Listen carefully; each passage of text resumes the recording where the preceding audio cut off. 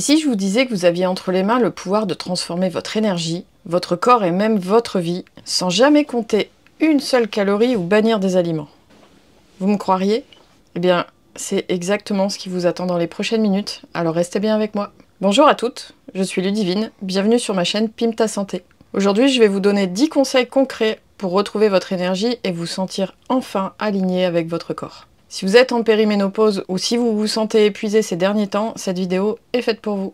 Ce qu'il faut comprendre si vous vous sentez comme un iPhone qui perd sa batterie à vue d'œil, c'est que ce que vous mangez, la façon dont vous le mangez, et même l'heure à laquelle vous mangez, ça peut tout changer. Donc soyons clairs, vous oubliez le dernier régime à la mode. Vous oubliez tous ces régimes qui vous disent de bannir des aliments ou de vous affamer pour perdre du poids. Ces méthodes, non seulement elles vous vident de votre énergie, mais en plus, elles attaquent votre masse musculaire. Moi ici, ce dont je vais vous parler, c'est pas de manger moins, c'est de manger mieux. Manger mieux en respectant votre corps, ses signaux et son rythme naturel. Et donc mon premier conseil, ça va être de respecter votre rythme circadien. Ce qu'on appelle le rythme circadien, c'est le rythme jour-nuit, parce que oui, le corps y est sensible. En fait, il faut penser votre corps comme une horloge biologique. Il fonctionne par cycle. Et manger au bon moment en fonction de ces cycles, ça peut vraiment booster votre énergie ou au contraire l'anéantir. En fait, ce qu'il faut se dire, c'est que le matin et le midi, quand le soleil est à son zénith, on va dire, eh bien le corps c'est pareil, il est à son zénith. C'est-à-dire qu'il est prêt vraiment à passer à l'action et à brûler des calories. Mais le soir, plus vous vous rapprochez du coucher de soleil, plus il faut ralentir le rythme. C'est pour ça qu'il vaut mieux manger léger le soir, vous stockerez moins et vous dormirez mieux. Le deuxième conseil, et j'ai souvent l'habitude de dire que c'est le domino qui fait tomber les autres, c'est de manger des protéines le matin. Ça rejoint un peu le conseil précédent, mais ce qu'il faut comprendre, c'est que le corps, c'est comme une machine à laquelle il faut donner le bon carburant. Sans ça, sinon, vous êtes comme une voiture qui démarre avec un réservoir à moitié vide, ou pire, avec un réservoir rempli d'eau. Donc une bonne source de protéines le matin, forcément, c'est les œufs, mais vous pouvez aussi avoir le yaourt, vous pouvez aussi avoir le fromage, pensez aux oléagineux, aux bowl cakes, et pourquoi pas même aux sardines. Ça, c'est vraiment la clé pour démarrer la journée avec un réservoir plein, et plein de bonnes choses. Le troisième conseil, ça va être de prioriser les graisses saines. Les graisses saines, pour revenir un petit peu à cette histoire de voiture, c'est un peu comme l'huile du moteur. Tout est plus fluide, littéralement. Ces graisses saines, elles permettent à votre corps, et notamment à vos cellules, de fonctionner en douceur, d'avoir des échanges plus fluides, parce que ces graisses saines, elles vont s'intégrer à la membrane cellulaire, là où ont lieu les échanges. Donc pour ça, pensez aux avocats, pensez à l'huile d'olive, et tout ce qui peut contenir des oméga 3, comme les poissons gras, comme les oléagineux, encore une fois. Et intégrez-les dans vos repas pour rester pleine d'énergie sans vous sentir lourde.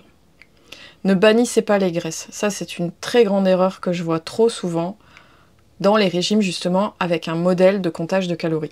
On a besoin de graisses saines pour bien fonctionner. Et un corps qui n'arrive pas à perdre du poids, qui est en surpoids, c'est un corps qui fonctionne mal.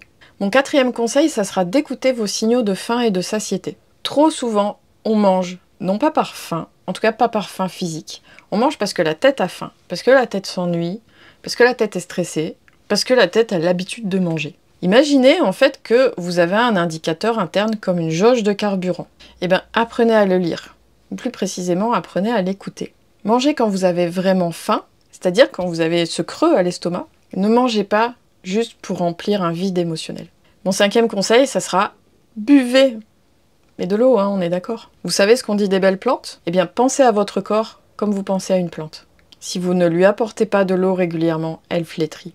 L'eau, encore une fois, est essentielle au fonctionnement du corps. Alors n'attendez pas d'avoir soif pour boire. Gardez une bouteille d'eau à portée de main et buvez régulièrement. Le sixième conseil, c'est bouger intelligemment. Quand je dis intelligemment, c'est-à-dire n'allez pas courir si vous n'aimez pas ça. Il n'y a pas besoin de devenir marathonienne pour être en forme. Ce qu'il faut, c'est imaginer que chaque mouvement, même une simple marche, c'est comme un investissement dans votre énergie future. Plus vous bougez, plus vous habituez votre corps à bouger, plus vous lui envoyez le signal qu'il faut produire de l'énergie. Et pour faire ça, il n'y a vraiment pas besoin de s'épuiser. Il faut juste bouger tout au long de la journée. Parce que faire du sport 3 fois 45 minutes par semaine, si tout le reste du temps vous êtes hyper sédentaire, ça n'a aucun intérêt. Vous êtes un sportif sédentaire. Mais dans sportif sédentaire, il y a toujours sédentaire. Et le but, c'est vraiment de bouger. Alors même si vous avez un métier où vous êtes assise toute la journée devant un ordinateur, rien ne vous empêche, toutes les heures, de vous lever, de faire 5 minutes de marche, de faire 10 squats, de prendre les escaliers au lieu de l'ascenseur. Tous les prétextes sont bons pour bouger, même quand on a un métier assis. Mon 7e conseil, ça sera d'améliorer la qualité de votre sommeil. La nuit, c'est le moment où on se recharge. C'est le moment où on recharge son iPhone, c'est aussi le moment où on se recharge nous. Si vous ne dormez pas bien, eh ben c'est comme débrancher votre téléphone avant qu'il soit complètement chargé. Et donc, comme votre téléphone, vous allez démarrer une journée avec la batterie à moitié vide et vous allez finir la journée avec la batterie à plat. Vous n'êtes pas un vieil iPhone, alors fixez-vous une heure de coucher régulière et créez un rituel apaisant avant de vous coucher pour préparer votre corps et votre cerveau au sommeil.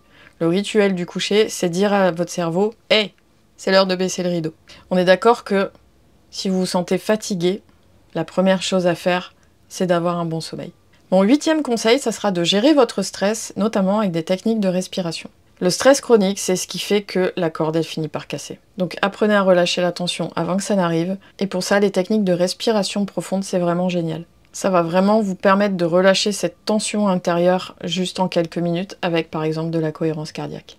9e conseil, ça va être de consommer des aliments riches en fibres. Vous allez me dire, c'est quoi le rapport? En fait, les fibres, ça va être un stabilisateur de votre glycémie.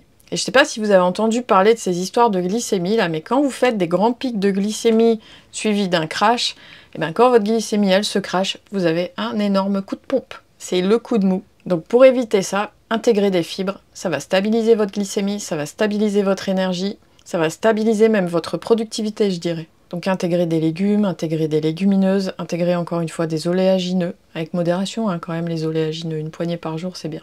Et mon 10e et dernier conseil, ça sera éviter les repas lourds le soir. On n'a pas les mêmes capacités digestives au long de la journée et nos capacités digestives, elles sont vraiment limitées le soir. Donc manger lourd le soir, c'est comme essayer de faire cuire un poulet rôti dans un four qui est à peine tiède. C'est pas efficace, ça va être laborieux, à la fin c'est pas bon. Vous, à la fin, vous manquez d'énergie, surtout le lendemain. Voilà, ce sont vraiment 10 conseils simples, il n'y a rien de sorcier dans tout ça, mais ça peut vraiment transformer votre énergie et votre quotidien. Respectez votre rythme, nourrissez-vous intelligemment, bougez et reposez-vous correctement. La base, quoi. Il n'y a vraiment pas besoin de se contraindre avec des régimes hypocaloriques, avec des heures de cardio, il n'y a pas besoin de tout ça. Il faut vraiment revenir à des choses simples. Donc le conseil que je peux vous donner, le 11e, conseil bonus, n'essayez pas de mettre tout ça en place d'un seul coup. Implémentez ces choses-là progressivement dans votre vie. Une chose après l'autre, et vous verrez, ça va vous transformer progressivement. En tout cas, si vous avez aimé cette vidéo, abonnez-vous, activez la cloche pour ne pas rater les prochaines, et puis vous pouvez aussi la partager à d'autres femmes que ça pourrait intéresser. Vous pouvez aussi me dire en commentaire s'il y a des choses que vous appliquez déjà, et quels bénéfices vous en tirez. Dans mes prochaines vidéos, on continuera ensemble d'explorer des solutions saines et durables pour se sentir mieux dans son corps. À la semaine prochaine, et d'ici là, soyez douce avec vous-même.